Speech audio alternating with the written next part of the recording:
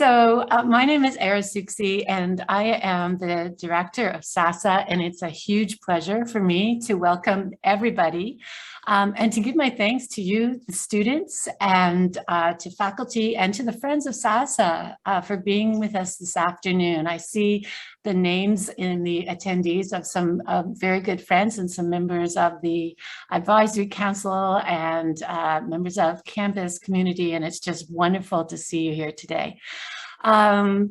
Experiential learning is a foundational cornerstone of the SASAH program, and it's always a highlight of the term when our SASAH fourth year students share their experiential learning stories. I've really been looking forward so much to this afternoon's presentations. Now, I know that we're gathered on screen here today from what may be very many different locations, even different continents, but we should acknowledge that the home of SASAH, Western University, is located on the traditional lands of the Anishinaabe, Haudenosaunee, Lenape-Wauk, and Chinanton nations, on lands connected with the London Township and Sombra Treaties of 1796 and the Dish with One Spoon Covenant Wampum. We respect the longstanding relationships that Indigenous nations have to this land, as they are the original caretakers. And we acknowledge historical and ongoing injustices that Indigenous peoples, First Nations, Métis, and Inuit endure in Canada. And we accept responsibility as a public institution to contribute toward revealing and correcting miseducation, as well as renewing respectful relationships with Indigenous communities through our teaching, our research, and our community service. So I'm now going to call on our wonderful experiential learning coordinator, Dr. Barbara Bruce, to introduce the program this afternoon and the students. Thank you, Era. I also want to thank everyone for coming out to support our students and our experiential learning program. A special thank you to the students' employers and supervisors for giving the students the opportunity to gain experience and for mentoring them so well. And of course, the biggest thank you is to our presenters, the students themselves. You've worked so hard, conducted yourselves professionally while taking a full course load, and some of you also work other jobs, which just boggles the mind. I'm not sure where you fit beer drinking in there, but I'm sure you do. So your supervisors have given you all glowing reports. That makes me not only so proud, but I just really enjoy working with you. So thank you for that. These events give your peers, professors, and friends of SASAH a glimpse into the impressive and inspiring experiences you've had.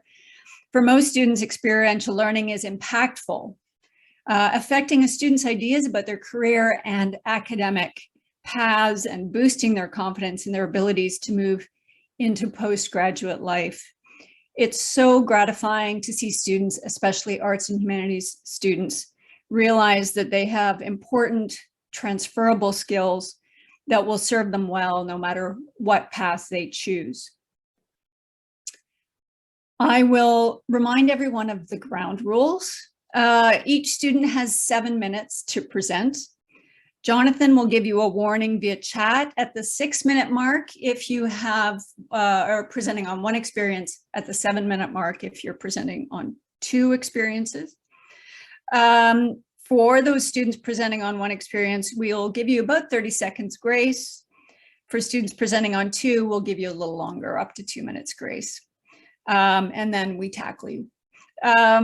After each presentation, the students have 3 minutes for question and answers.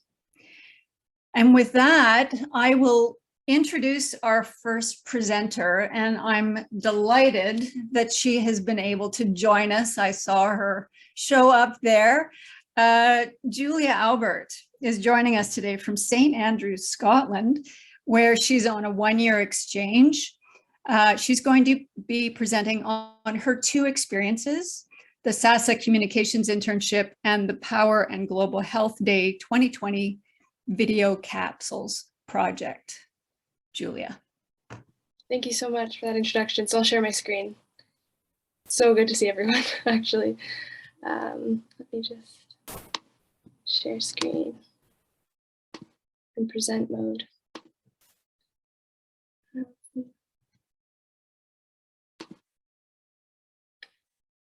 Okay, hopefully everyone sees that now.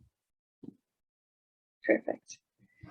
So yes, I'll be presenting on my experience working as a co-curator or co-editor on the SASAH Instagram page with Harsh and Andrew, who will also speak about that later today, and my work as a co-curator for the Power and Global Health Day video capsules project, which I co-curated with second year SASAH student Anjali Singh.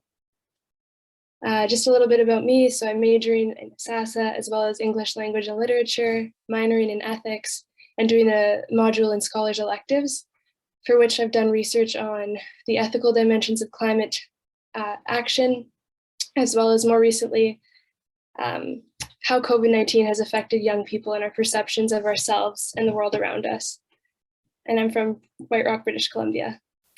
And so I'll start by speaking about my experience on the SASAH Instagram page, which started out as working on the SASAH blog on the SASAH website. And I was really excited about this project and to be working with my peers, because how I heard about SASAH was through word of mouth, but then through looking through all the bios of different students on their blog.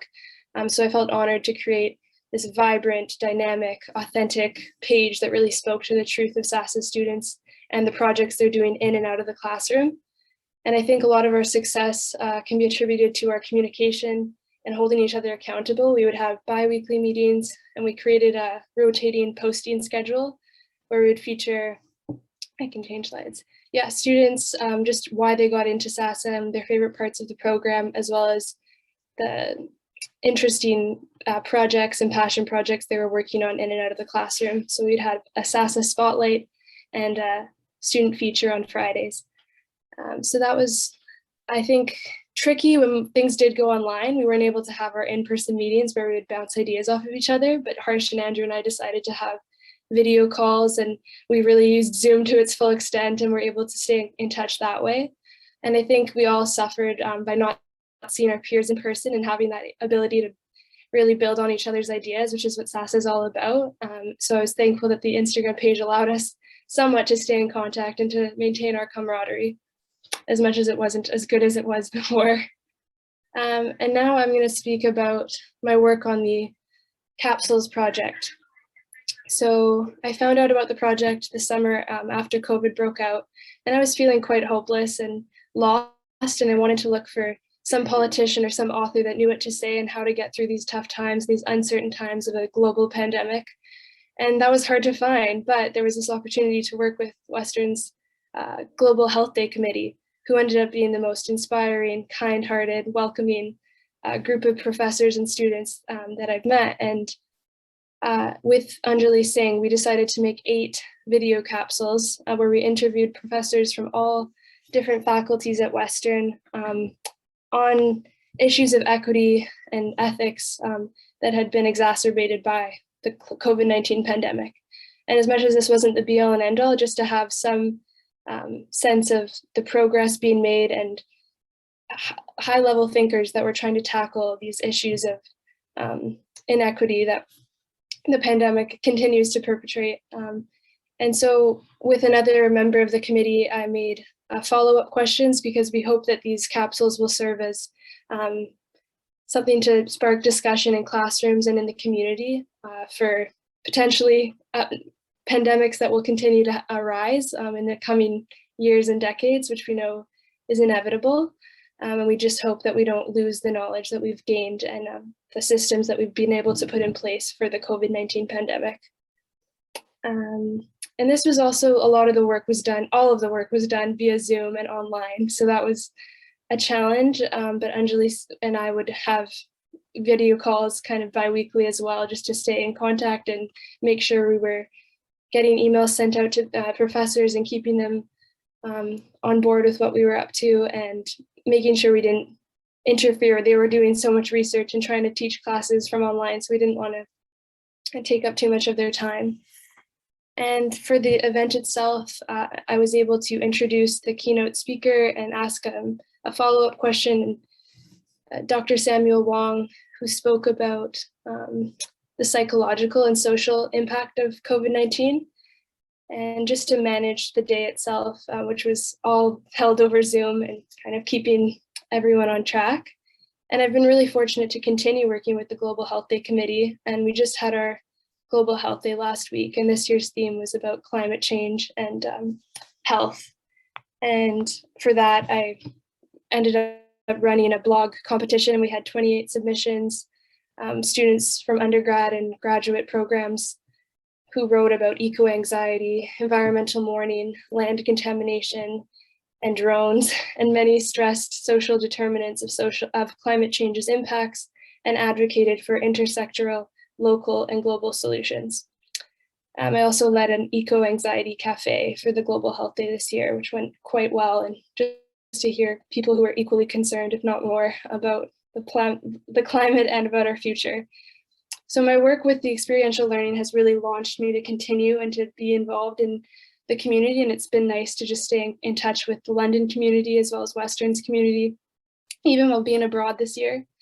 And it's really taught me that I like working in teams. I like collaborating, and especially when tackling issues of human rights and climate justice, it can be really daunting and depressing at times. So to be with team members that are equally as passionate and bringing their creative energy and concerns to the table keeps me going. So when the research that I've done for scholars electives has kind of been more solitary, I find that I work better in a team, and that's something just SASAH in general has really allowed me to understand about myself.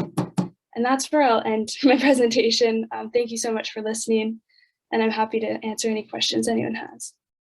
Oh yeah, this was a little podcast I was interviewed for after, just on kind of the capsules project, and I can link that to anyone who wants. Okay, thanks. Thank you, Julia. That was great. It's so nice to see you. You too. That's definitely the plus of having the Zoom format. So if you can keep that up if you have a few more slides to run through, but I'd like to. Okay, then if you'll stop sharing, we'll open this up and see if anyone has any questions. Sure. There we go. Need to change my view here so I can see. Okay. Maybe I'll jump in with a question. Yeah, go ahead, Era. Julie, it's so great to see you. That's the first thing I want to say. We miss you so much, and it's just lovely to see you again. There's so many questions I have. Thank you so much for your presentation. It was really beautifully done. I'm really curious, and this is a little bit related to our first SASAH speaker series talk that we had this year, which addressed eco-anxiety quite a bit. And I'm just wondering, in all the work that you've done, whether you have found places for hope or encouragement in the face of that anxiety about climate change. Definitely. I was really fortunate to go to the COP coalition in Glasgow just a couple weeks ago. Goodness. Yeah. And I didn't go in expecting to feel that much more hopeful when I left, but thankfully I hadn't felt that hopeful in a while. Just went to multiple discussions and panel discussions on the Green New Deal, and heard politicians and local youth movement leaders. And what struck me was one politician mentioned, she said our sense of urgency that we need to find the solution now. We need it yesterday. Like, this climate change is happening right before our eyes. It's a very capitalist mindset that we think we need it now. And she said there's an importance to a slow cooking and just making sure we're not recreating the same inequities as our systems currently hold. So she said, just try to resist that sense of urgency and know and trust that we are taking the time to make sure we get it right. So that was comforting, because I often feel that sense of we're already too late, but just to, and then just the sheer energy of being in such a big crowd of young people that were just fighting for this, something they care about, and running these eco cafes as well. And I've had training because they do a monthly eco-anxiety cafe at the university here. It's just really, really nice to hear people's ideas, and not just, and also to hear their fears and their sadness and how they've been coping with that. But I used to just call my brother and sister when I was feeling hopeless, but now that there's so many like platforms and places where you can feel connected to other concerned young people and old people. Yeah. That's great. Thank you. Thank you. I should have known you'd be in Glasgow. I think I even imagined you there when COP was on, and I forgot that you were just down the road. So yeah. Thanks. Good. Jonathan, do I have time for a question? Yeah. Yes, you do. Are you? Okay, good. Thanks. So Julie, I know you've talked about you want to become an academic. So how then has your experience in recognizing that you like teamwork, how have these experiences impacted on your ideas about your career path? Yeah, there's been moments where I've doubted that path because of the love of teamwork and working with other people. So I think, but working with Elise Nouvet, who is the director and the committee chair of the Global Health Day Committee, and just seeing how involved she was in this committee, I can't even imagine how much time she had like doing her own classes. And so I think there's like a possibility of still being an academic and still maintaining that involvement and working with different teams and projects. So that is comforting. Yeah, and even when I used to be interested in like journalism, and I thought that's also kind of a life of solitary and research. You can always find different projects to work with young people who are interested in that field and mentorship projects. So no, I haven't lost all hope for becoming an academic. And if I can just find the right area and the right calling for me, then that's still definitely something I'm considering. Yeah. That's great. Yeah, and you know, I think people like you will change academics, and we'll see more. You know, it become more communal. Mm-hmm. You know, less sitting up in the ivory tower than it's been, and I think experiential learning helps that as well. So, thank you so much, Julia. I hope you can stick around, but if it's, I don't know, what time is it in Scotland? Oh no, it's 7, almost 7. It's perfect. Oh, well, then you can stick around.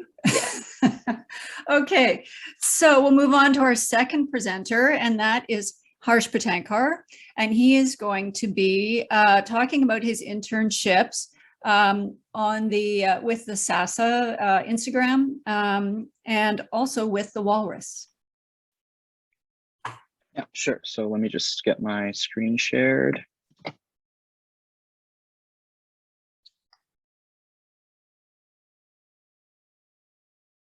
Okay, perfect. Should be good. So you all know my name, but I guess I'll quote Jay-Z and say, allow me to reintroduce myself. My name is Harsh Patankar, and this is my SASAH experiential learning presentation. I wanted to start off with just a bit of context and what this sort of meant to me in particular. Over the past 2 years specifically, and I would say really like with the beginnings of COVID, I'd had a really difficult time connecting with scholarship and the scholarly community and just school in general. And I'm really glad that SASAH had this experiential learning component and so many different internship opportunities to throw at me, because it really sort of, I sort of gleaned the most value I definitely could have out of my scholarly experience. And in times where I think it was a little difficult for me to connect to school and feel like I knew what I was doing, my experiential learning definitely sort of kept me going and gave me the experiences and the drive I needed. So even just before starting, like this is definitely some of the most important experiences I've had over the course of my scholarly career. I would even say going back throughout high school and things like that. So I'd like to start off just giving a little bit of an explanation of the SASAH Communications internship. So this internship was from September 2019 to August 20th, and it involved Julia, Andrew, and I, who Julia's already spoken about it briefly. And again, as she did say, it started off with the SASAH blog, which was sort of a communal place for students to post their work, post their bios, and sort of it was the precursor to the SASAH Instagram.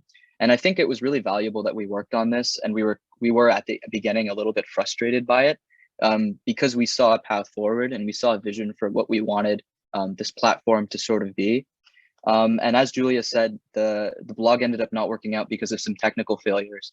But I think we were really adaptable in sort of making our vision come to fruition and creating the SASAH Instagram page and creating it in the way that we wanted it to be.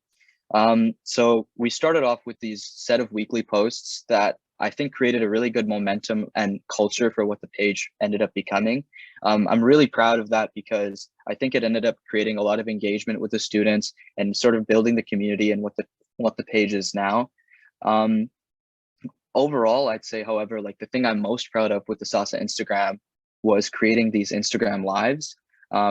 So what we would do is the three of us, and I think I've done this twice now, is we would sort of have an Instagram live session and we would field all sorts of questions from anyone, any of the students, the prospective students, or even the current students at times who would come in and just, you know, have quick questions that they wanted to ask. And for me, it was especially beautiful because I actually heard about SASAH through the Facebook Live back in like the 12th grade, back when I was a young boy, you know what I mean, back in the day. And now I feel really like honored and privileged to be able to sort of bring this to a platform and a medium that I think more people in my generation are engaged with.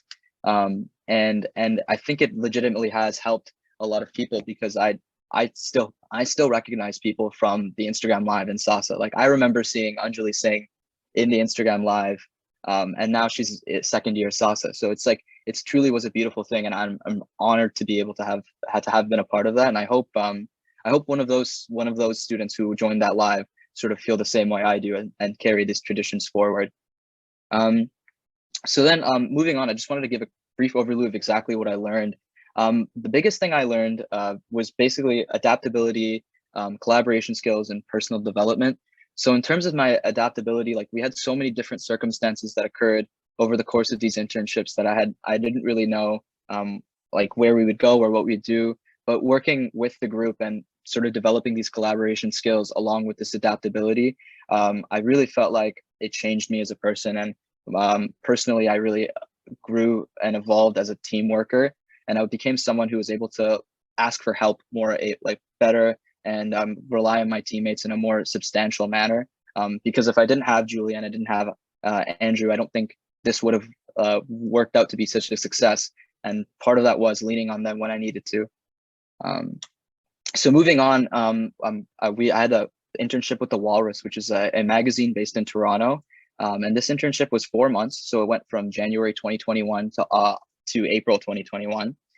And this internship was definitely one of the most difficult things I've ever undertaken as part of my scholarly career in terms of the workload and also personally just in terms of how much I wanted to do well on it and how invested I was in it. So it was 20 hours a week, and every single week was a different curriculum on what we had to do. So we started with working in WordPress and sort of translating print content to the format of the website. And moving forward, we moved into different things. So we started to move into, for example, creating podcasts and editing podcasts and adapting the talks from the YouTube to formats that could be listened to in different senses or different ways. So that was a really, really interesting process. And it definitely touched on a lot of my personal interests when it came to audio software and editing. And moving forward, we started to sort of synthesize those into working with video. So working with Flash, Animate, and Photoshop, and starting to create little animated GIFs or animated audio, the animated GIFs that would serve as advertisements or serve to attach to talks that we would then present on different audio formats. And I think what I was most taken aback by in this internship in general was just how open they were to helping me learn. Every single week, there wasn't an onus necessarily on delivering like something that had to be amazing, but I had to show that I tried and I was learning and that I was doing different things and I was being creative. And I think that's not much, I think that's best exemplified by the 3 weeks I had in which I was able to do whatever I wanted. So they gave me 3 separate weeks where I was able to just pick a topic and totally dive in and do whatever I wanted. And for one of the weeks, I decided to pretend I was a journalist. And I basically, I got in contact with a professor from University of Winnipeg in the Gender and Women's Studies department, Dr. Rupre. And I was able to interview her on a potential topic I had for a paper or for a story I wanted to write. And I went through the motions of writing a pitch and sort of shortening that for the whole week.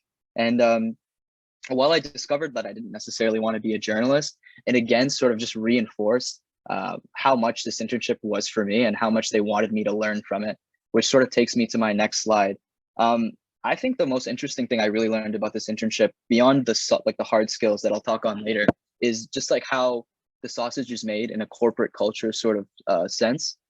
So I've always been really interested in working in the arts field, and for me, it's really important. Like, how do I synthesize this idea of arts and business and sort of create something that's appeals to people's subjective tastes, and in a way that it still makes money, and in a way that is still efficient and consistent.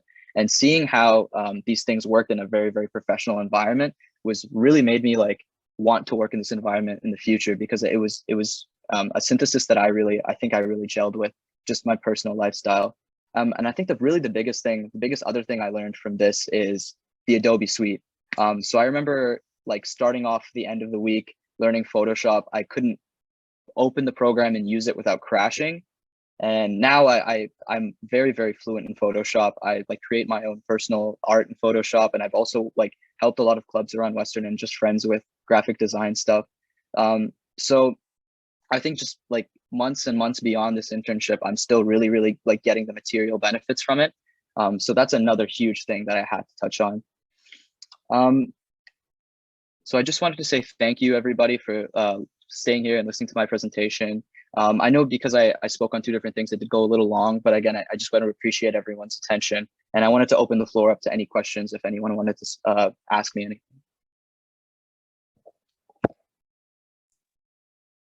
Thank you, Harsh. That was great.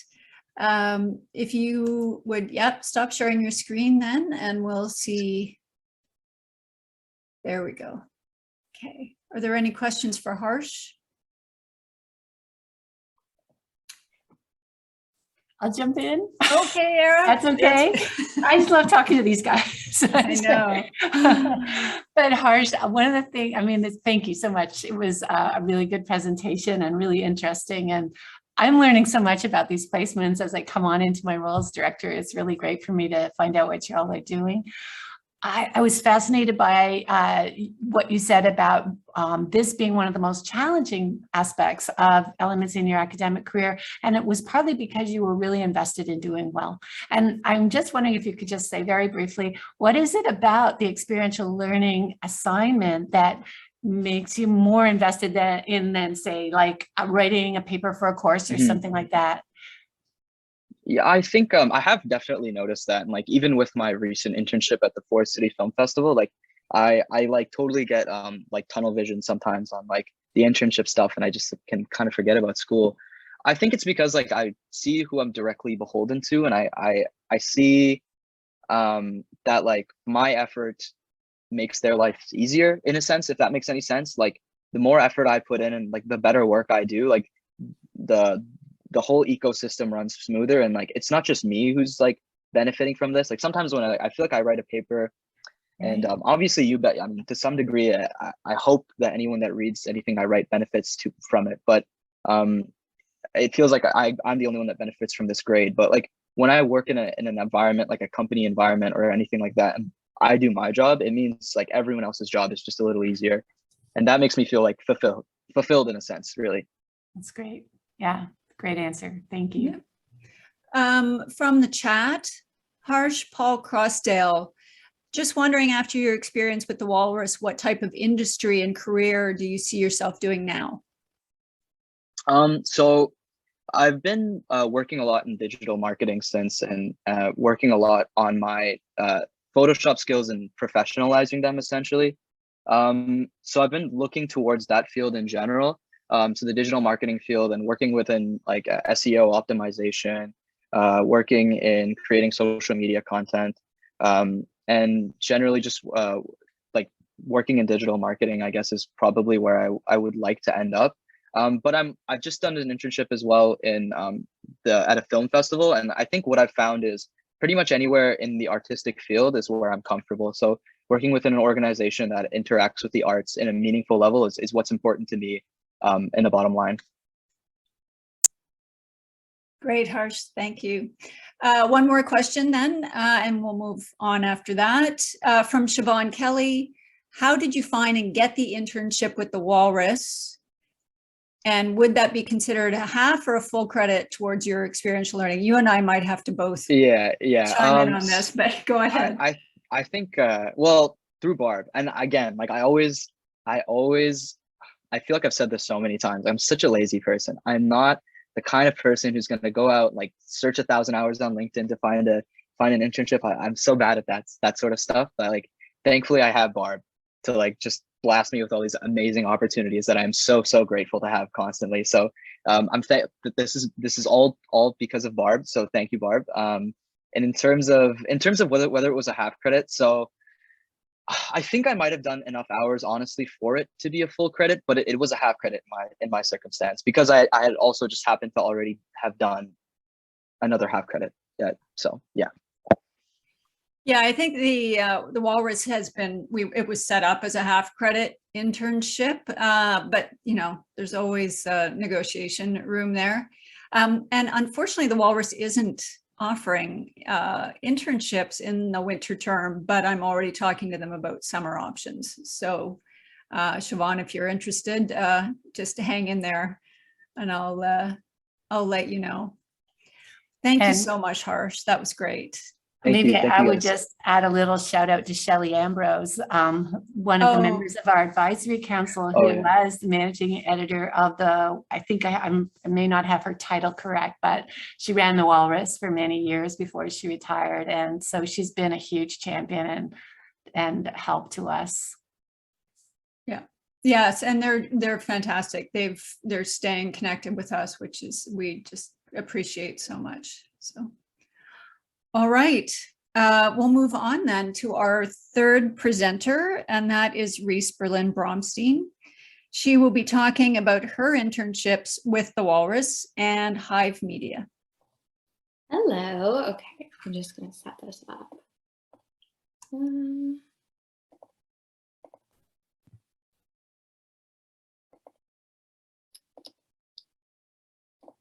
Oh. For some reason, an exclamation point when I,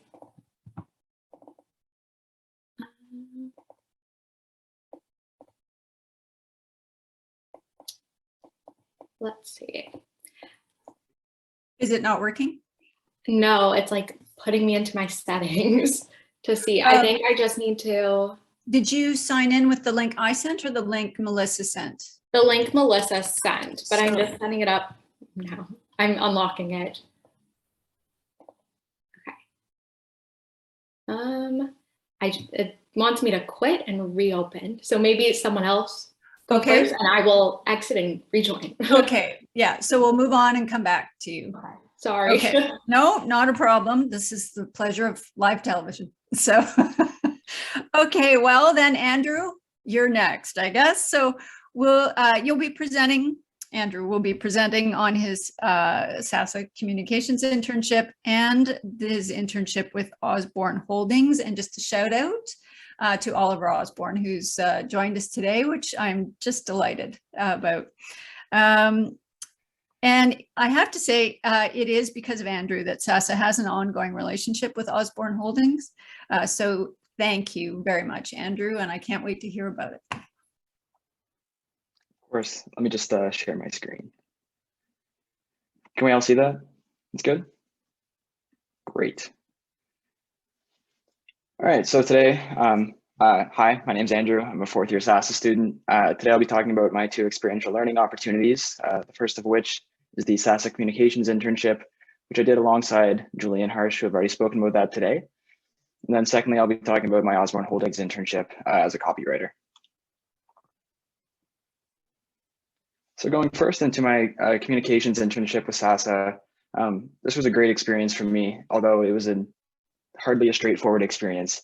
And for that reason, I refer to it as a lesson in adaptability.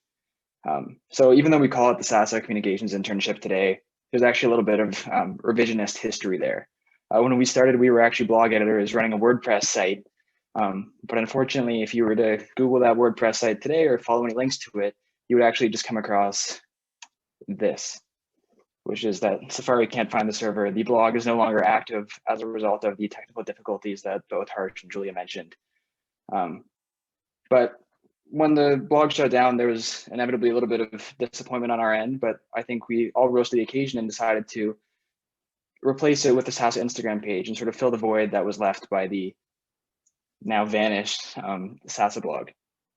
But instead of touching on the same points that both Harsh and Julie have already spoken about, I think I'd like to throw my own twist on it and actually talk about a point in our internship when we weren't necessarily thriving and were not the most successful as interns.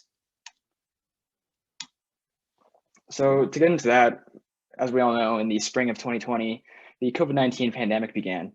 And classes shut down, everyone was in shock, the whole world was in a little bit of disarray.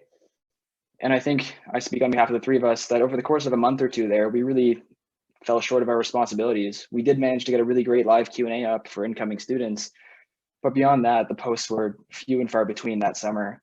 And in a lot of ways, we weren't really upholding our responsibility. And in a lot of ways, I think I didn't appreciate the responsibility that we had to keep the program together and give people a sense of unity and cohesion at a time when there was a lot of social distancing and heightened anxieties. But to me, that's actually the point. Like, the greatest lesson I learned from that internship actually came from that failure of not upholding our responsibility over those 2 months. I remember towards the end of the summer, Dr. Bruce sent us an email and explained, like, you guys got to step it up. Like, the posts have been few and far between. And that was a really eye-opening moment for me. And I realized that I had a responsibility to something that's bigger than myself. It's not like school where if I miss a deadline or don't study for a test, the mark just falls on me and it's my 45% to walk home with. I had a responsibility to my peers and to faculty members to provide a sense of unity through the Instagram page. And I'm proud to say that after that email, the three of us really stepped it up going into that school year. The posts were active again multiple times a week. And I think we really helped to keep the program together and give everybody a sense of unity when we were all taking our classes and lectures from our bedrooms and from our desks at home. And sort of building off that lesson, carrying with me that this newfound respect for responsibility and appreciation of responsibility, I began my internship with Osborne Holdings in the winter of 2021. In a lot of ways, I feel like my internship actually began a couple of months before I met Mr. Osborne. I'd become really excited with copywriting in the fall of 2020, and between classes, I would be Googling it and watching instructional videos. But before long, I realized I really needed to supplement what I was doing on my own time with some real world experience. So I started reaching out to marketing agencies and copywriters, asking for them to give me a shot or teach me some things. And I was met with silence all across the board until I came across Osborne Holdings. And Mr. Osborne agreed to hop on a call with me. And when he did, he offered me an internship, but I'll never forget the way he asked me. Instead of assigning me to being a glorified spell checker and going on coffee runs, that sort of thing, he just asked me flat out, like, what excites you about this industry? What excites you about this field? And I told him, I said, I'm interested in the creative side of things. I'm interested in copywriting. And within a few days, he got back to me with this great internship where I wasn't just going to be spell checking and looking at grammar. I was getting real world experience producing real world deliverables for real world clients. So in the first week of my internship, this was my introduction to Osborne Holdings and the copywriting process. So here he explained to me the whole value proposition of what it is Osborne Holdings does. He explained to me that they're a marketing consultancy that specializes in strategy for mid-stage startups. And then I got my first assignment, which was to write some cold sales emails and articulate the value of Osborne Holdings in those brief, concise emails. And inevitably, the first time I submitted those emails, they weren't perfect. But instead, Mr. Osborne respectfully told me to go back to the drawing board, pointed out some critiques and some points of improvement. And I went back to the drawing board and really built on those ideas, which led me to my first revelation about what it really means to be a creative or a copywriter, which is that it's not a linear process and it's not simple. You got to write, rewrite, and then rewrite again to get it right. And then from there, I moved into my first really research-heavy project, which was a thought leader article I wrote for Spare CNX, which is a shipping technology company based out of Singapore, I believe. And I think it goes without saying, when I took on this project, I didn't know the first thing about shipping technology. I knew essentially nothing, but he walked me through it. He encouraged me to research, dig into all the existing articles on the website, and really get a grip on the industry before I put a single word on page. And I'm proud to say that when I did put words on a page and did start writing, the article went really well. And if you go on the Spare CNX website today, the article is still live there, and you can, even though my name's not on the article, you can read my writing on a professional real world company's website. Now this takes me to the second half of my internship, in which I'm quoting Mr. Osborne directly here when I say I was given my license to be edgy. I was no longer just following his instructions or following guidelines for an article. He actually gave me free rein to make some creative decisions about the topics, the focus, and the tone of pieces that I was writing. And this led me to understand something I refer to as the copywriter's predicament, which is that the copywriter isn't just a creative, free-thinking individual. You have to balance that with a responsibility to your clients and to the companies that you work with. So the first assignment I had was a thought leader for a startup company called YourFeed. They're a social media company. And I was working off a transcript, but aside from that, I had essentially no parameters. And I think in a lot of ways, I took that single restriction and maybe pushed the bounds of that a little bit too far. And I hadn't really figured out that balance between creative responsibility and creative liberty yet. I produced a piece using a monkey named Impulse as a metaphor for the distractions that come up in daily life. And there was some profanity in the article. And it was a little bit too far, but it was a really valuable learning experience because I think I got a really good understanding of what it means to be accountable to a client and balance the creative interest you have as an individual and as a writer with what the expectations are and what the real world business needs of company are. And then after this, I moved on to the 6th week of my internship, which was another huge step forward for me, which was I had to lead a client interview and actually navigate having complete creative autonomy this time. And to this day, I've taken on other copywriting projects since. This is without a doubt my favorite project because it was that feeling of satisfaction when you strike the right balance between responsibility and liberty, and you build a deliverable that really makes the client smile and makes them happy. And again, if you go to bizcommunity.com, you will see that article is live today, and you can read that as well. And after this, in the last week of my internship, Mr. Osborne put me through what he referred to as AF Bootcamp. He taught me how to build a personal brand, how to do some social media outreach, and how to create a portfolio and really market yourself as a young professional entering the world of work. And now looking back, even though I've spoken a lot about the value of what I learned about communications and copywriting, ultimately, my single biggest takeaway actually came from watching my mentors and my supervisors, Dr. Barbara Bruce and Mr. Oliver Osborne, throughout my internships, and watching the way they conducted themselves and ran a team. And from that, I learned that leadership is a lot more than just seniority. You don't become a leader after just 5, 10, 15 years in an industry. Leadership is a mindset, it's a skill, and it's something that you embody. It's mentorship, it's taking people under your wing and sharing your expertise. It's being a teacher. It's not just withholding expertise and putting yourself on a high throne. It's sharing that expertise and helping elevate others to your level as well. It's giving people a shot. It's Dr. Bruce giving us a shot when we weren't quite living up to the expectations on the Instagram page, giving us a shot to make that right. It's having patience. And most of all, it's selfless. Now this leads me to the most dreaded question that every student gets towards the end of undergrad, which is what's next for you? And I don't have a super clear idea of what exactly is next for me. I have a strong passion for healthcare and medicine. I would love to get into that area in some capacity, but there's a few things that I do know generally. Which is that I want to write, I want to communicate, I want to solve problems for real people and help improve people's lives. I want to be a difference maker, but most of all, I want to be a leader. In closing, I just want to say thank you to Dr. Barbara Bruce for everything you taught me about responsibility and reliability. And I want to say thank you to Mr. Osborne and Osborne Holdings for what you taught me about how to have confidence in myself and what it means to be a real leader and a real expert. And with that, I want to thank you all for listening and open the floor for any questions. Thank you, Andrew. That was really lovely. Thank you. So questions, anyone? Can I ask a question that's more a logistic thing first? Andrew, when I send you a message that says you've got about 2 minutes left, did you see it when you're screen sharing? I did not. Okay, good to know. Good to know.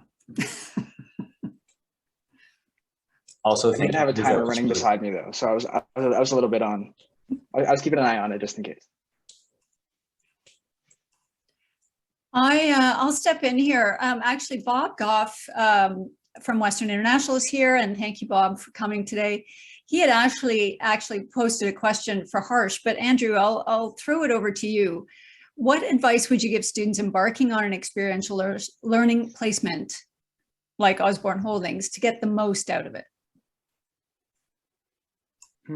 That's a great question. I think the biggest thing is you have to let yourself be really vulnerable. If you go into an internship being afraid of making mistakes and afraid of making any errors or making a fool of yourself, it's not going to go well. I think I absolutely loved both of my internships, and my internship with SASAH and Osborne Holdings, because I went full out. I put all my cards on the table, and like I said, I really pushed the envelope with a couple of assignments I submitted to Mr. Osborne, and maybe I pushed the envelope too far, but that's where learning happens, in that space of discomfort. So that's the single best piece of advice I have to offer anybody. Yeah, when I'm reading reflections, and this is one of the things I hear over and over again from students, is that they realize that they just need to take a chance. And often if they've held back, you know, they'll regret having held back.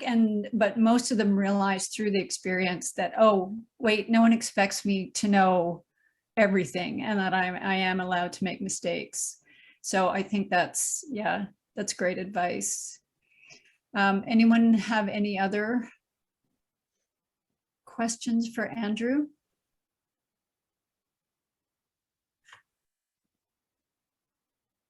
All right, well, we will move on then. Thank you so much, Andrew. Thank you. Okay, we'll go back then, Reese. See if this is going to work. Okay, I think it should. Can you guys see my screen? Okay. Perfect. Can you still see the top row, or is it just the? Okay. I can still, yeah, we can see your. That's okay. Top, but yeah. Yeah. Okay, so my internship, I did 2 placements, one at the Walrus as a digital intern and another at Hive Media Group as a mergers and acquisitions internship. So I'm first going to talk about the Walrus. So this was an internship that I did with Harsh last winter, between January to April, and both of the internships were remote, which was actually kind of nice because since it was in Toronto, we were able to do it from London while at school, and we didn't have to commute back and forth, especially because it was 20 hours a week. So that would have been a lot. But with my internship, so like Harsh was saying, so every week we got to explore we were taught by our supervisor, Angela, a different aspect of the Walrus. So we would have newsletters one week, content strategy, different things like that. One week we learned about SEO. So we really got to dive into web development, WordPress, and the online publishing industry. And it was really an honor because the Walrus is known for its revolutionary Canadian fact-based journalism. And we really got to delve into that and see a lot of the behind the scenes things. So one of the things that I would do, our main responsibility, it was converting, like Harsh was saying, print articles to digital so that the website had some content, and that was done over WordPress. And we also did a bit of like HTML with that. We'd also help out with the newsletters. And this is actually one of the newsletters that I created. So they would go out weekly and it was on Campaign Monitor. So this was a great opportunity because I got to really learn different software. So this was Active Campaigns, but now like in my current job, I use like MailChimp. So it's all very similar, but you really get to learn these different softwares and become familiar with them. And it also makes it easier when you're picking up a new system, new software. So it was great learning about newsletters, but also the podcast were one of my favorite parts. So that involved, we would help create the weekly podcast, which would be pulled from the YouTube video Walrus Talks, and we'd create it. So we would write the podcast scripts, which I loved because I love storytelling, but I'm so used to doing storytelling as an English major through essays. And with this, it was all about writing for the ear. And then with mixing it, when you'd actually go in, you'd have to make sure that it was blended and mixed just right, so that the listener wasn't pulled out of the listening experience. So it was really challenging, but satisfying. And especially, it's kind of a skill that you can transfer into so many different things. Being able to do, whether it's like a video or podcast, but just learning these different softwares, it really helps. And then another thing that we would do was doing the content strategy. So that was a really interesting side of things, because we got to dip our toes into different aspects of the Walrus. So one was the newsletter side, the website, and the social media side, doing like heads and decks exercises, and learning about SEO and the marketing funnel and stuff like that. So I really fell in love with the operations side of the social media. So because of that, I later would apply to Hive Media, which I'll talk about in a moment. But I really learned that I love how fast-paced the Walrus was, because it's a fast-paced, ever-evolving industry, and there's so many moving pieces, moving teams, and it's kind of just a giant ecosystem. And we got to interact with so many of those aspects, which gave a really holistic view. So we not only got to do the social media side and the website, but we also got to dip our toes into those things as well, which was great. So as I mentioned, I initially applied for the Walrus, from the Walrus to Hive Media as a social media coordinator intern. And through the process of my interviews, I was offered an M&A internship, mergers and acquisitions, which I'm actually so thankful for, because with M&A, it's about the operations side of things. So I got to really delve into that, and then also be exposed further to the sales side, which I had done a little bit being like a server at a restaurant, but really diving into that was so interesting. And it combined so many of the things I loved about the Walrus, because I preferred the more of the operations side and learning about like the marketing funnel and SEO more than the journalism side. So it was really nice to just go knee deep into that and really wade in it for a little bit. So one of the things I would do, I had two supervisors, Ryan and Caroline, and Caroline did the operations side and Ryan did the sales. So it was great because I got to work with both sides of M&A and both sides of the business.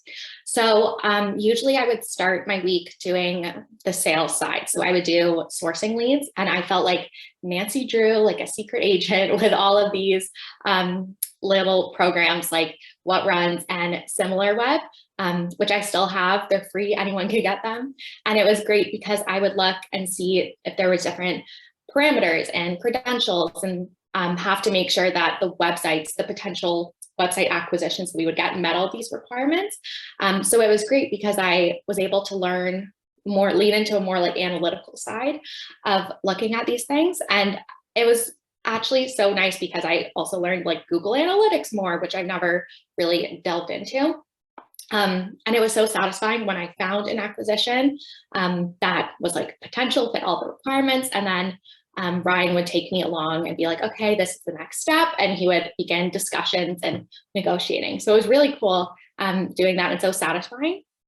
And then I also, in addition to doing the sales side, on the operations side, I did 3 projects. So the one involved the Decoist website, which is one of the brands for Hive, one of its most popular brands. So I did affiliate linking for this. I also did Pinterest metrics, and then I helped like revive a newly acquired website called Abandoned Spaces. So I'll start with Decoist. So it's a like house architectural interior design website. So I would just scroll for hours. It was so nice. I follow them, like they have an Instagram, they have a Pinterest, but their website is the most popular. And one of the revenue streams is through affiliate linking, where say you're talking about an article about like the best top 10 couches that are this color. So I would go and based on there were specific stores like Anthropologie, Urban Outfitters, Wayfair, that people would go to. So I would try to find as close of a match for that. And then I would affiliate link it. So then if a customer clicks on that, they get a small percentage, the company does, of the commission if they purchase it, and then they get even less if they just click on it. So it was really fun and satisfying because so many of these hadn't got any affiliate linking. So me and the other girl that I was doing the internship with, we both took 2 of the brands, and this was mine. So it was like my baby. I gotta revive it, make it start coming in like revenue. Plus it was so much fun being like, I will find this exact carpet and just the satisfaction of finding that.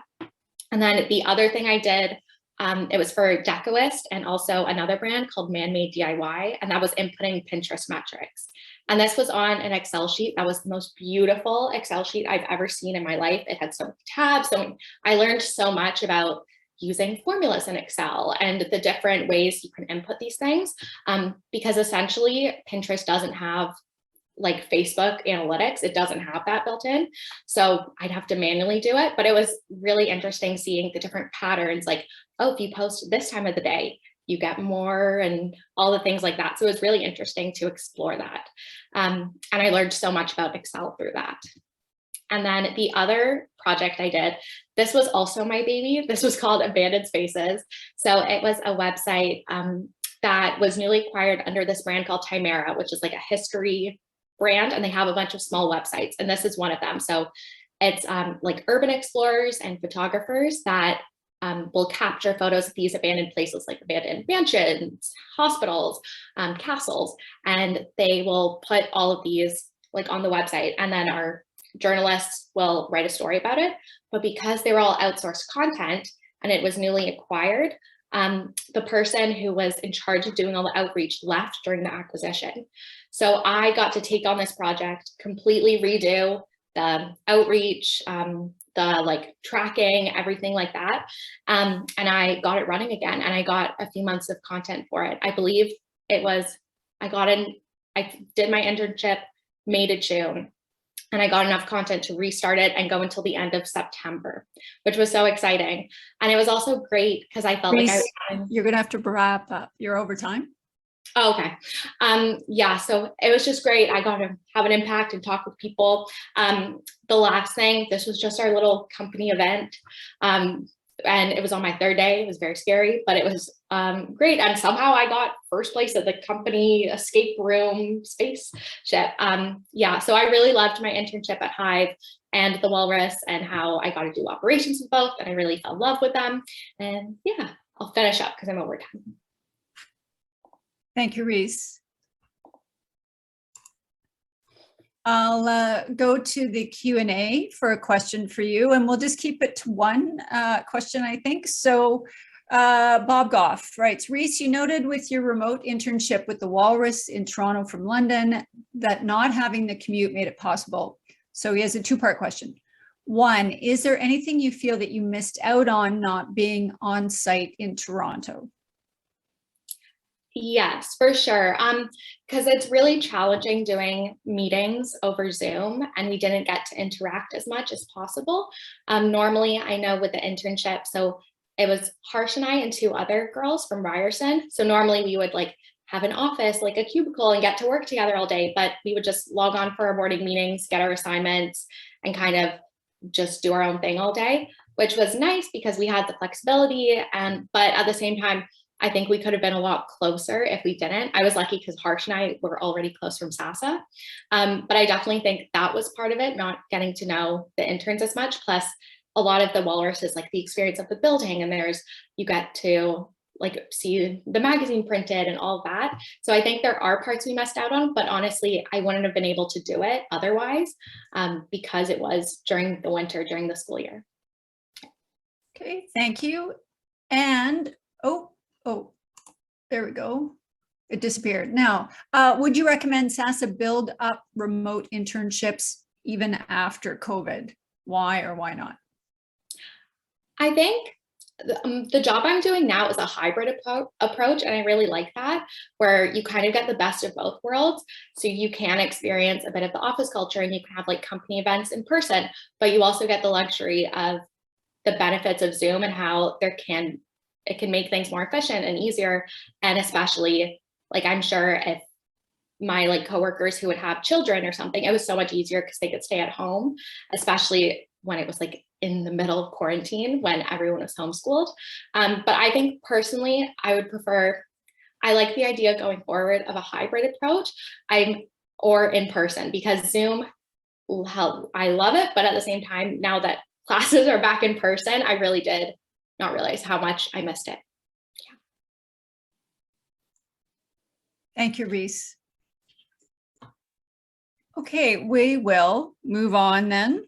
Keep this running right along. Up next, I don't think Damaris never showed, no, so unfortunately. So up next then is Jamie Scholar, who will be talking about her internship with Hive Media, which she undertook this past summer. Yes, let me just share my screen. Oh, did that work? Is that working? It is not. Is that? Yes, it is. Okay. Sorry, everyone. Give me 1 second. How's that? Okay. Good to go. Can I not?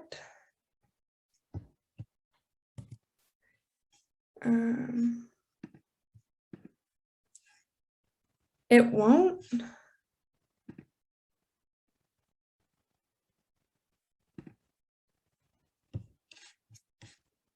I may just have to leave it this way, if that's all right with everyone. Yeah, that will work. Okay, perfect. All right, sorry about that little interruption, but good afternoon, everyone. Thank you all for being here and sticking around until the end to hear my presentation. So today I'm going to be talking to you all about my internship at Hive Media, where I completed my 1.0 experiential learning credit over the duration of the summer. So just as an overview of what I'm going to be talking about in this presentation, first off, I'm just going to give a short summary of Hive Media as a company, just for some context. And then I'm going to go through sort of my day-to-day activities at Hive and what I kind of spent most of my days doing while I was at Hive.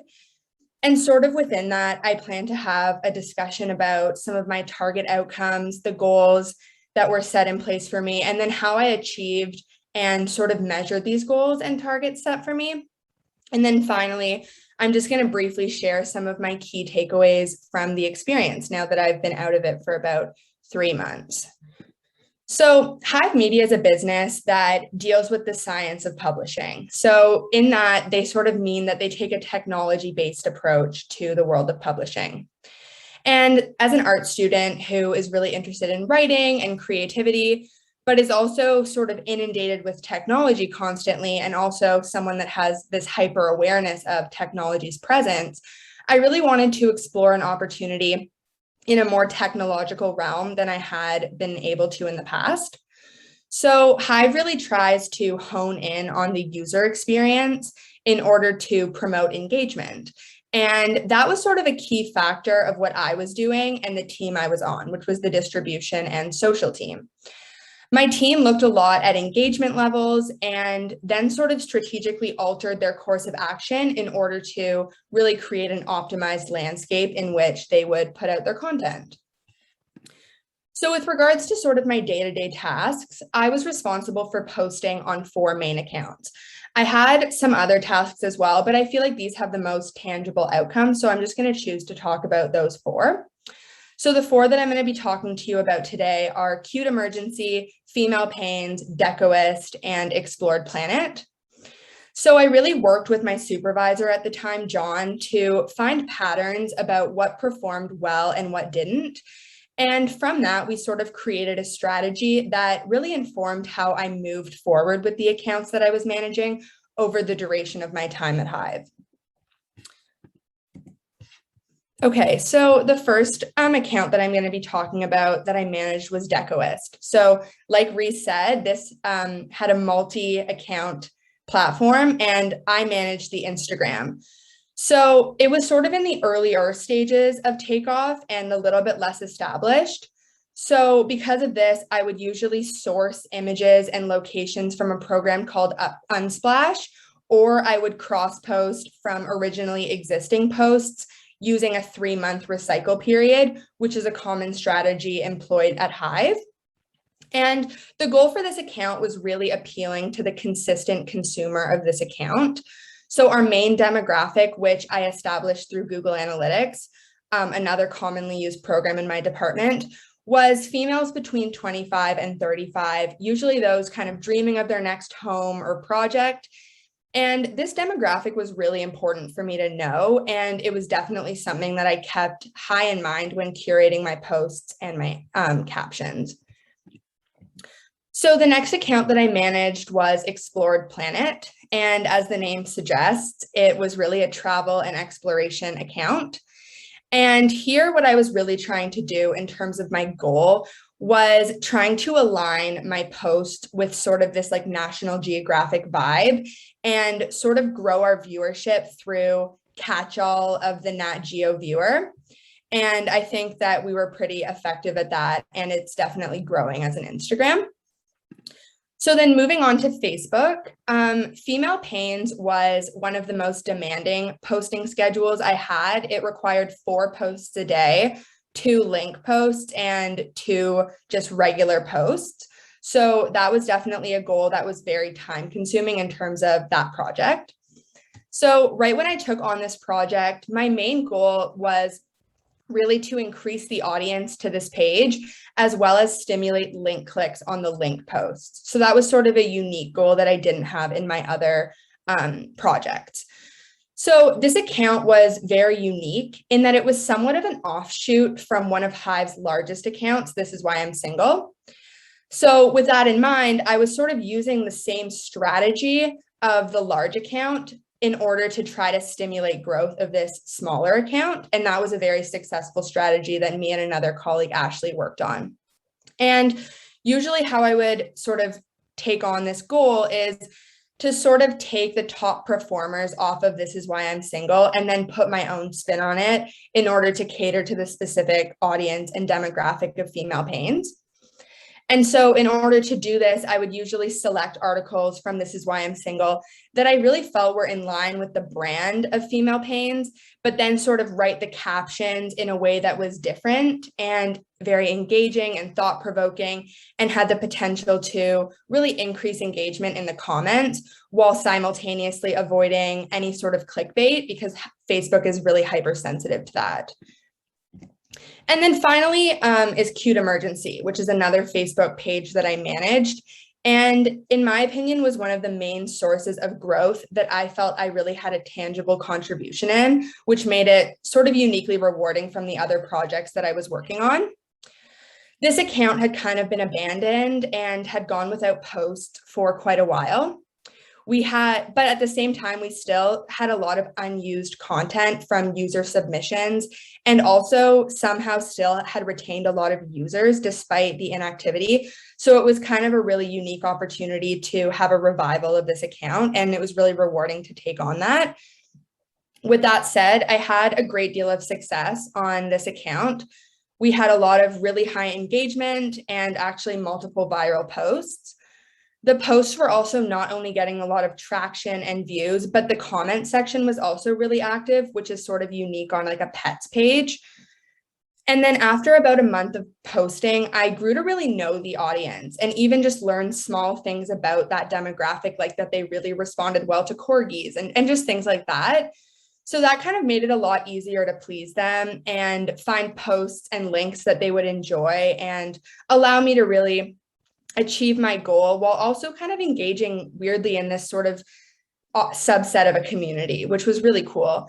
And Spike, which is a program that's basically a social listening tool, was really helpful to alert me to posts that were overperforming. So Spike basically takes all the posts that you have and then measures your current post against the success of your benchmark. So that was a really useful tool in measuring what was doing well and what wasn't. So just to wrap things up, I had 3 main takeaways from this experience, and I'm just going to walk you all through them as I wrap up the presentation. So the first was that there are a lot of under the radar career paths that still have high earning potential and real opportunities for growth, which I think was something I wasn't really aware of going into this experience. So I think what I would say to my former self, or just to anybody who is wanting advice from this webinar, is that it's important to remember that you can still derive a lot of meaning from an opportunity that kind of goes outside of your scope of what you think you should be doing. And that was kind of a dilemma that I was getting caught in a lot when deciding to take on this opportunity. And in the end, I'm really happy that I kind of overcame. And then next is that smaller companies have unique advantages, especially when it comes to something like this EL placement, where you're really trying to learn and see if this is something that you'd be interested in. And then third and finally, in my personal opinion, I think that technology is going to be an almost inescapable facet of employment, no matter what career path you go into. So an opportunity to work with it in something like this EL placement where it's not final and you kind of can experiment is something that I personally found really, really valuable. So with that, I think we should probably move on to the Q&A period. I want to say a special thank you to Hive Media, obviously, and then also to Dr. Barbara Bruce, who kind of alerted me to this opportunity. So thank you both for that. And I will stop sharing as well. Thank you, Jamie. Yeah, that was great. Do we have any questions for Jamie?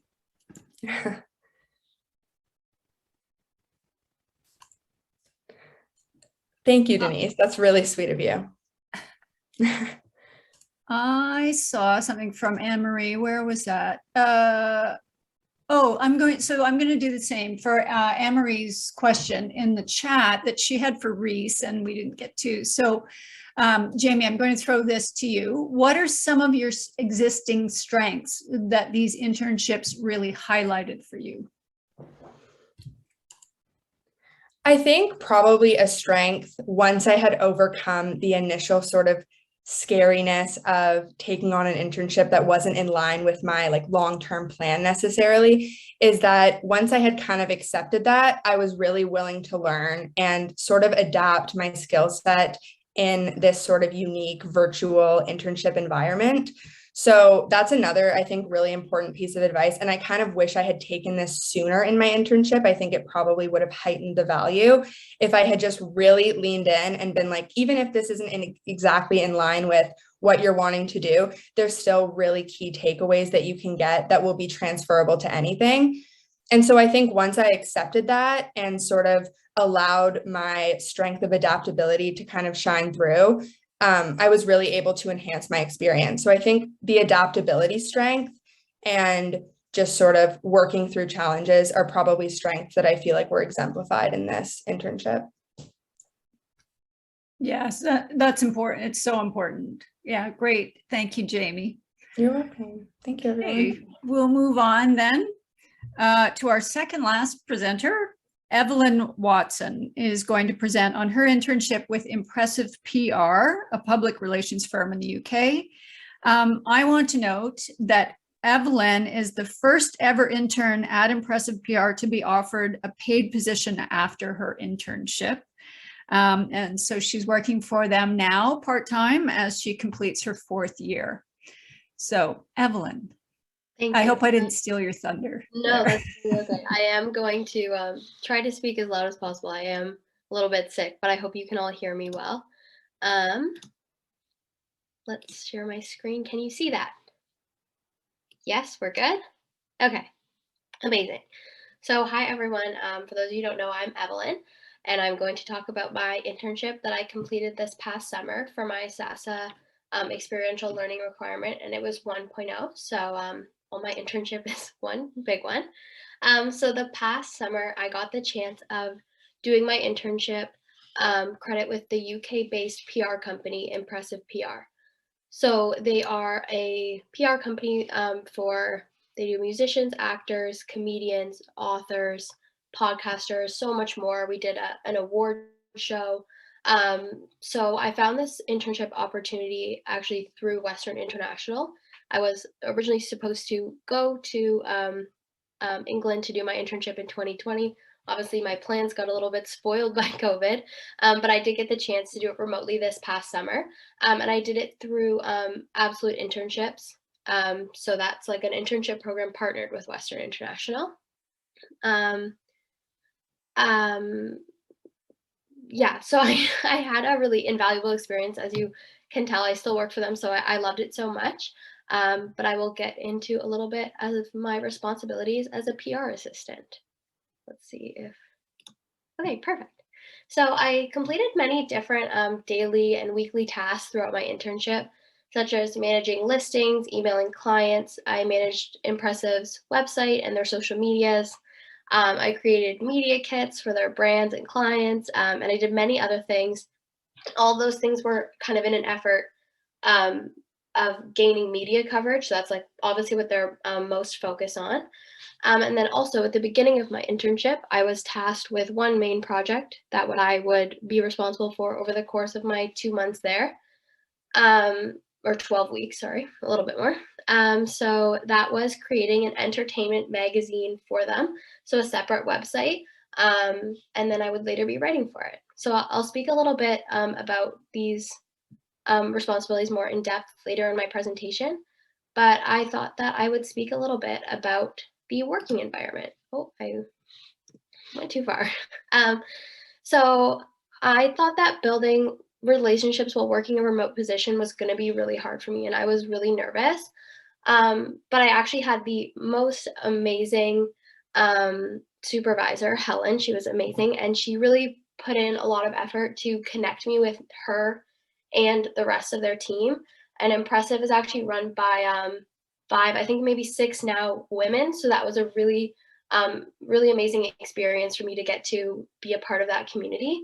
And it was just that they were so sweet and helpful and encouraging of me that I really felt as a peer among these women who are just amazing and have worked in the PR industry for like 20 years. So that was a really amazing experience for me. And I also got to work with another intern. She started about halfway through, Ashma, and she was remote as well. So she was actually in Hong Kong, which was really interesting.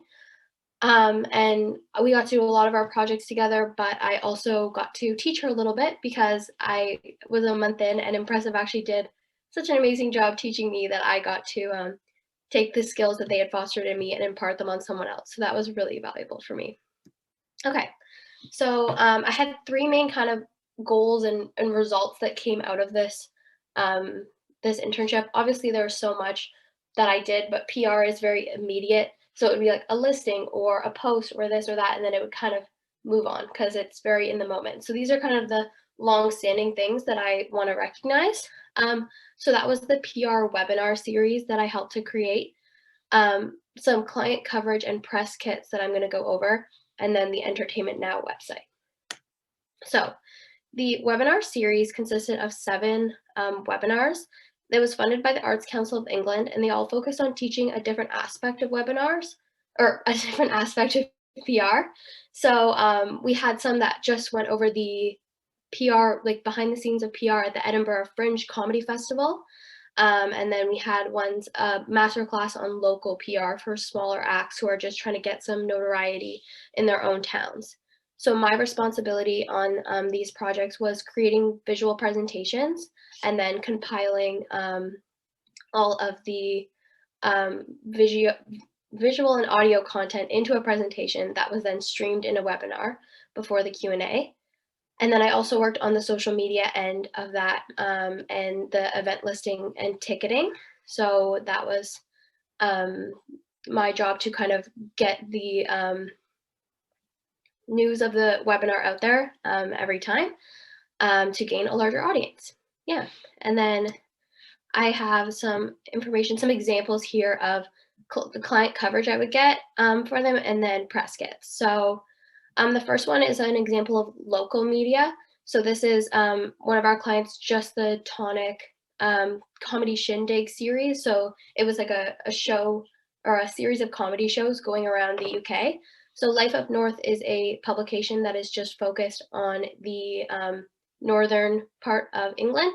So to get that coverage, I edited down the press release to cover only the shows that are in the relevant space, and then wrote that and sent it to them, and we were successful with the coverage. So that's one example.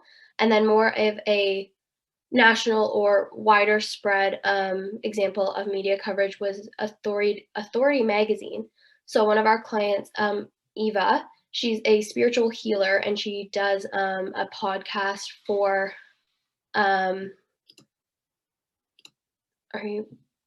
sorry, I thought you were chatting me. She does a podcast for, she does like celebrity readings, like tarot readings, stuff like that.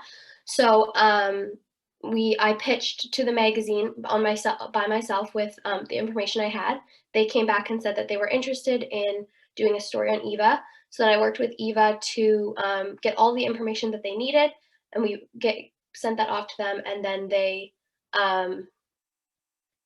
put that together for their own feature. So I'm not writing all this media coverage, but I'm helping to get it and to kind of organize it. And then the last thing here is press kit. So this is all the media coverage that they got from an older campaign, which was the Drive-In Club. So that was all the different, like there was a series of concerts in the UK in 2020 when nobody could go anywhere. So it was like comedy shows, movie screenings and stuff. So it was all drive-in based. And we use these press kits as a tool for later clients to show them that the kind of reach of coverage that Impressive can get for them. So I got the privilege of compiling those kind of tools. It's actually a 20-page document. I just didn't put all of them on there, obviously, because that would be a lot to see. And then Entertainment Now. So this was my biggest responsibility.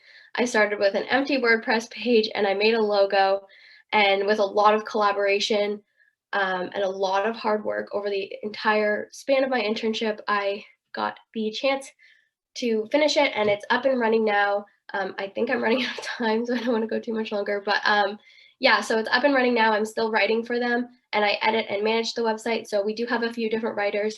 You can see down here, this is Jonathan True. He's like a food writer. So we have him. We have a music reviewer coming in to write for us, I think, next month. So they do a few features every month and stuff like that. But yeah, it's been a really great experience to kind of start this from nothing really, and just putting whatever stories we could think of there and press releases and stuff to actually having people writing for us and some notoriety. So that's really cool.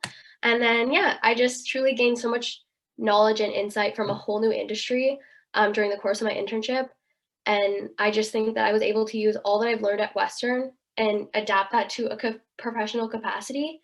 And I just found so much confidence in myself and my skills moving forward that, yeah, it's just been a really invaluable experience for me. Yeah, thank you for listening. Thank you, Evelyn. Are there any questions for Evelyn?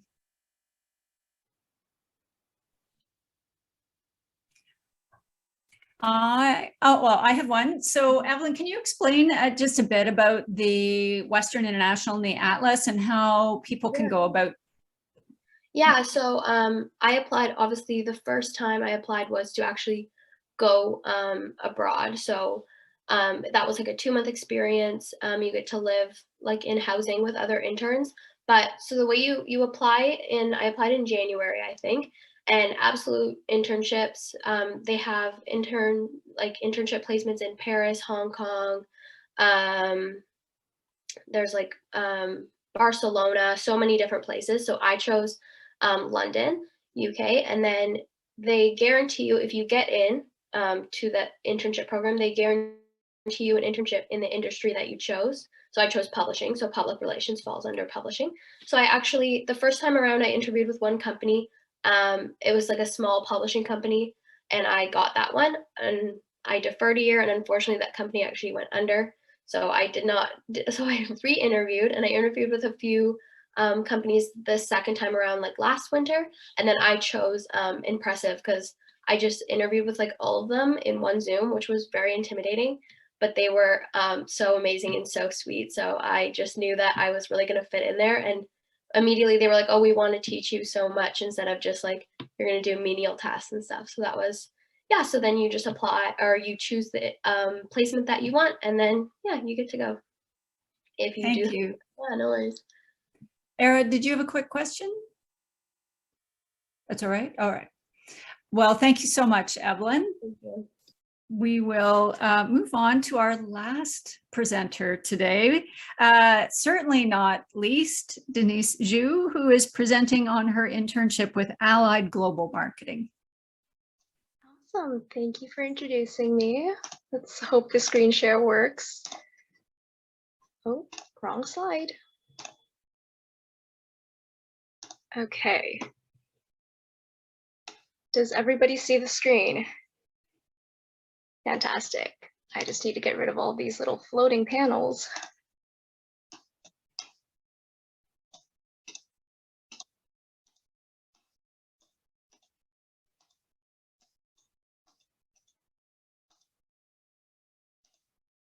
All right, perfect. Sorry for the delay, but hi everyone. If you don't know me, I'm Denise. I'm in 4th year, and I did my internship in the fall of 2020, which was honestly a time I wasn't expecting to do an internship. I was really hoping to do 1.0 credit throughout the summer because I felt like that'd be the best way to balance my time. I'm not someone who's exactly known for the best time management, so I thought that doing an internship during the school year would get in the way of my academics or my studies, or the work output that I would have at this internship. But I came across Allied Global Marketing on Western Connect actually, and I just knew I had to apply, and they were looking for someone for the fall, so I just went for it, and thankfully they took me in. So my experiential learning experience happened during the COVID season, fall 2020. It was totally remote, and I guess I could go into a little bit more about who they are before I talk about that remote experience. So Allied Global Marketing is an integrated marketing agency that creates marketing campaigns and solutions for some of the world's biggest brands in entertainment, culture, and lifestyle. Sounds kind of confusing, and I was honestly confused at first as well as to what they did. But as I was given tasks on a day-to-day basis, I kind of got a better idea of what they did. So what they focus on is film, TV, sports, gaming, live entertainment, cultural institutions, hospitality, and consumer brands, all things that I was super interested in, but had no idea how to get my foot into the door in. So this was honestly ideal for me because it was a mixture of like film and marketing, writing and storytelling, and also just creative like brainstorming. So all of these things kind of added together in the job description. And I was like, this is perfect. I need to have it. And so I worked in the Toronto office technically, although it was remote. So I worked from London, and the Toronto office mainly focused in the entertainment industry with a focus on film marketing. So that was super exciting for me. They actually have 23 global offices, but the Toronto office is their only Canadian office. So as a result, we were responsible for doing national promotions. So like all across Canada and key markets like Montreal, Toronto, Vancouver, all those key cities. And here's some photos of me on the job. So as I mentioned, it was remote, so we did it through Microsoft Teams, and it was a really fun work environment. As you see here, we had a little like social like meeting where we all just put our backgrounds as our favorite Chris's. I'm down here in the little corner, and it was just a really friendly, fun work environment, and we also got stuff done. So it was great to see, just also like very female forward, which I really appreciated. Lots of very inspiring women to look up to in the industry that I wanted to work in, and they had so much great experience and just like wisdom to impart upon me. I put a little money sign here as well because I just wanted to mention that they did actually offer an honorarium monthly, so it wasn't unpaid, which I really appreciated. More photos of me on the job. Not exactly very exciting because it was just me sitting at my computer most of the time, or scrolling through my phone, or like typing on my laptop. But yeah, that's a glimpse of a day in the life. But while it's really hard to say what I did in my day-to-day because it always changed depending on who our clients were at the time, what movies were coming out, and just what activities were going on. Two of the main tasks that I would do would be media monitoring and pitching. So media monitoring essentially meant that if we were covering a movie for Lionsgate, for example, and they had a release coming out soon, we would have to check all of the relevant media outlets like newspapers and also just like online outlets to see what they're saying about the movie, whether the reviews are positive or negative, and then send them back to Lionsgate every single morning. And we did that with a couple of our clients. So I wrote down here just a list of the media that I would look at, or like software I would use. So like Muckrack was really helpful for looking at online mentions and tweets as well. Ticketbox is where we would upload those breaks to the clients. E-tear sheets and Sun Media would be where we'd find the physical copies scanned online, so like physical newspapers, because we weren't gonna buy all of them, like split through all of them. Some things I had to navigate were learning how to use like Google search in a way that was super effective to find maybe articles that were like not being shown on the Muck Rack or eTearsheets or Sun Media sites, and then navigating paywalls. So probably not the best thing to promote, but we found some ways to go around those paywalls and kind of get the information we needed. So it was really nice to learn those little tips and tricks from the industry. I have a lot of images here that kind of express how media monitoring worked, because we had around like a 30-minute to hour window where we had to get these done. So it was always go, go, go. Everyone had to collaborate and get stuff done. So it's just 9:45 deadline and me clipping articles at like snail's pace, because especially at the beginning, it was like a steep learning curve. And if anything happened in the news recently and there were like 100 breaks that we all had to do, then it was crunch time. Another thing that we had to do was pitches. So a lot of my time was spent in the emails drafting. What we would do is reach out to like local grassroots organizations like smoothie shops or donut shops or even local influencers that we would find on social media, and try to pitch them a partnership of sorts where we would ask them to promote the movie in return for either compensation or other just like mentions and just getting the word out. So we would find ways to try to make it very appealing to them and write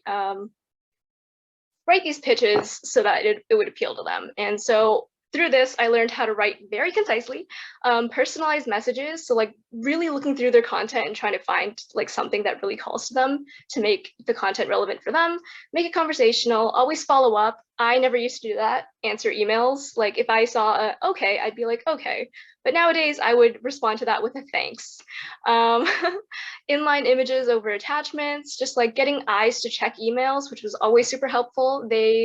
My supervisors, Rebecca and Nicole, would always look over the work that we did and give us great feedback so that next time we would write even better and better. And by the end of the internship, they gave just thumbs up, looks great, you're doing great, we don't even need to worry anymore. Never say never, because some of the most outlandish partnerships were landed and lots of thanking them. So I had to really overcome the challenges of being an English student, and instead of writing essays for them, writing fun little, concise pieces of email. So that was a fun little roadblock to overcome. I had some goals that I made for media monitoring. No mistakes by October 23rd. I definitely made mistakes afterwards, but that's okay because I realized there's a learning curve. Brainstorming. We had brainstorm sessions, typically weekly, depending on what movies were coming out. And I wanted to come up with more fully fledged ideas rather than just being like, hey, what if we set up a giant worm in downtown Toronto? And they'd be like, huh? Yeah, and concrete evidence. So I wanted concrete statements of what I accomplished at Allied Global Marketing for my resume, and I'm glad to say that it worked out for me because it is now in my resume, and I've gotten several other like digital media and other jobs from it since. So I'm proud to say that, actually, I'll go back. I'm proud to say that, yeah, I've landed like an internship at a environmental charity since then, and also a number of like on-campus jobs with help. I'll quickly go through this because I have 30 slides and I don't think I have enough time for that, but actually, am I already over time? So oh no. Wrap up. Okay, I'm going to quickly just scroll through this then. So just a number of the things that I worked on. You may recognize some of these. I thought it was a really cool thing to bring up. And then just like ideas that I came up with during the brainstorms that I was super proud of and they actually enacted. Lots of puns, some COVID setbacks, but also wins because I couldn't have done it without. And overall, it just taught me so much. These are the skills. You can kind of look over it: managing time and stress, email etiquette, how to research effectively, and overall, just learning that storytelling is employable, because I was always concerned about where I would end up in life. And throughout this, I've learned that you can really do whatever, as long as you have the writing skills, the like creative imagination, and all that. So thank you so much for listening. Sorry for going over time. I thought I was like 2 minutes in. It goes fast, Denise. Thank you so much. What a fascinating internship that was. I feel like in several, I've gotten a glimpse. Someone mentioned Nancy Drew. I'm thinking Wizard of Oz. I'm getting glimpses behind the curtains here of how I end up spending 2 hours on Facebook, for one thing. But any questions for Denise? Era? Yeah, I'll ask a question that I actually has kind of come up for me through a number of these presentations. And as Barb just said, it's kind of a glimpse behind the curtain.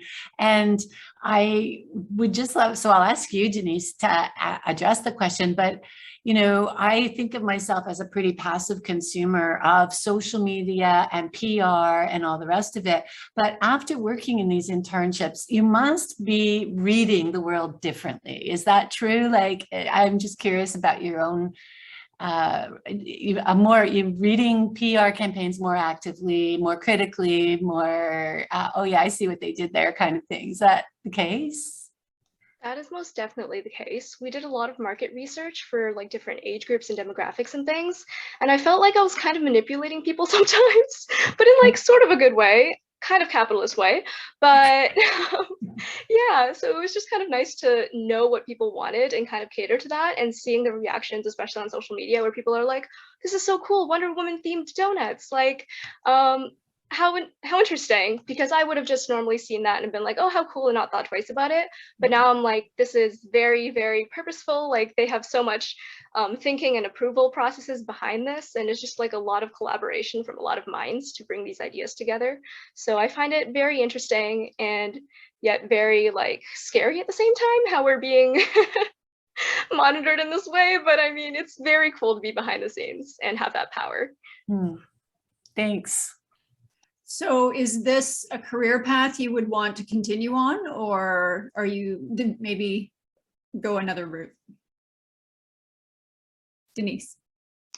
I froze for a second there, but I heard the part where you said, is this a career path you would wish to pursue? And I wouldn't say no. I'm at the point in life where I found the experience really interesting. But I'm also interested in just using the skills that I've developed from it to kind of do my own thing, whether that's like entrepreneurship or some other field where I'm not necessarily always at the beck and call of the clients. So partly yes, partly no.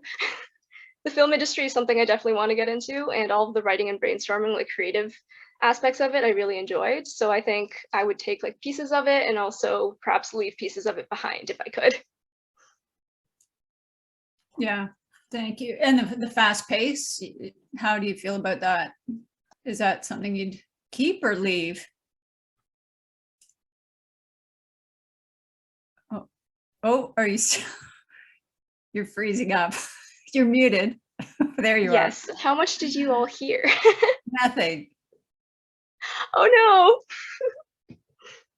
So okay. just no, we heard all your answer. I'm just asking about the fast pace. Did you like the fast pace of the work? It weirdly got me on track with everything. So in terms of time management, having those set deadlines made me less of a perfectionist, which is something I'm very guilty of in the day-to-day basis. Like, I would take an hour to send emails, and then afterwards I would take maybe 20 minutes to send off like a whole apology letter if needed. Right. Well, there's another question that we'll save for another time. So thank you so much, Denise. That was great. Okay, so thank you then to all our presenters today. You did a great job, just as you did in your experiential learning opportunities. It's been such a pleasure to work with you on these. And of course, I also want to thank everyone who came out today to support our students and the program. Just a note before I send this back to Era for some final words, I post all the experiential learning presentations along with the students' final reports in SASAH's Scholarship at Western page. And I get a report each month that shows me that we get people from all over the world downloading our reports and presentations all the time. It's exciting to see that what's displayed on the world map on Scholarship at Western. So you are having an impact beyond our small group here. And so I encourage you, especially our students, to explore our Scholarship at Western site. And with that, Era, I'll hand it over to you. Okay, great. Thank you so much, Barb. I want to add my own thanks to the students. Your presentations were a testament, not just to the immense value of experiential learning and developing your practical skills and your personal competencies, but also in creating really strong ties between the academy and the communities beyond it. They're also a testament to the hard work and expertise of Dr. Barbara Bruce in her role as SASAH's EL coordinator. And I know that you all appreciate that. And I just want to express my own appreciation for the work that she does in running the EL program for SASAH. From creating ties with community partners to facilitating and administering placements to organizing events like this one today. And finally, students, your presentations are a testament to your own outstanding learning and achievements. I especially value the places where you said, you know, this was a challenge for me, and this is what I learned from that challenge and how I overcame it. I am so proud of you, and I want to thank you from the bottom of my heart for presenting today and all the care you put into it at a time of year that I know is just absolutely insane with things coming due at the end of courses. Just before we go, I'd like to remind people that Summer Brissett, who's an inspiring Anishinaabe playwright, educator, curator, and cultural programmer, will be presenting next Thursday afternoon in our SASAH speaker series. Her topic is land-based storytelling, and you'll find the link to the Zoom webinar on our website.